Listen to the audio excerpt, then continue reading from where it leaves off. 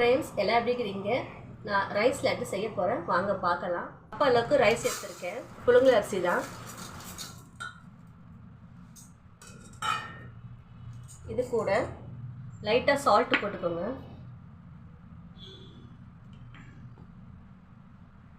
கால் cup அளவுக்கு தண்ணி போட்டுக்கோங்க.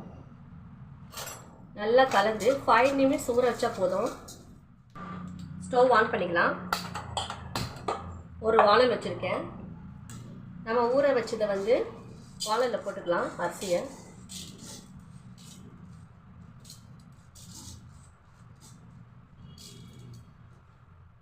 இது நல்லா வறுப்படணும். இதில் இருக்கிற தண்ணி வடிஞ்சு வரணும். ஈரம் பதம் போனோடனே இங்கே பாருங்கள், நல்லா முடப்பாக்கணும். அரிசி எல்லா ஈரத்தனமும் போயிடுச்சு.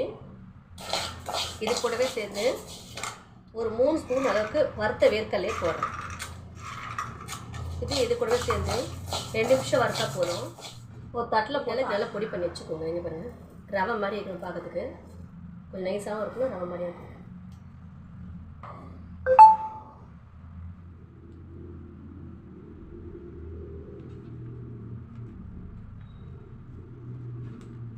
ஒரு கப் அளவுக்கு நான் அரிசி எந்த அளவுக்கு கப் அளந்தனோ அதே கப் அளவுக்கு தேங்காய் துருவல் போட்டுக்கிறேன். இதில் ஏலக்காவும் போட்டு நான் அரைச்சிருக்கேன். 2 ஏலக்காய். இது நல்லா வறுப்படட்டும். லோ ஃப்ளேம்லேயே வருங்க. நல்லா வறுத்துச்சு. 1/4 கப் அளவுக்கு வெல்லம் சேர்த்துக்கோங்க. இதெல்லாம் தான் நான் அரிசி அளந்தேன். இதெல்லாம் தான் தேங்காய் துருவல் அளந்தேன் நான். 1/4 கப் அளவுக்கு தண்ணி சேர்த்துக்கோங்க. நல்லா வெள்ளை கறந்துச்சு. நம்ம அரைச்ச பவுடரை இதில் போட்டுக்கோங்க.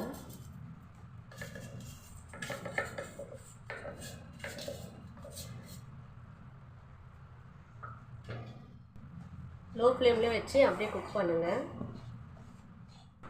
கொஞ்சம் ஆறுனதுக்கு அப்புறமா நம்ம உருண்டை பிடிச்சிக்கலாம். கையில் எண்ணெய் தடவிக்கோங்க. இதமான சூட்டில் அழகாக உருண்டை பிடிச்சி வச்சுக்கோங்க.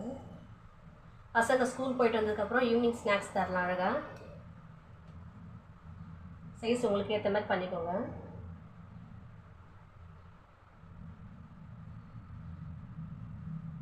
லட்டு எல்லாம் பிடிச்சதுக்கப்புறம் உங்களுக்கு நான் ஃபுல்லாக காட்டுறேன்.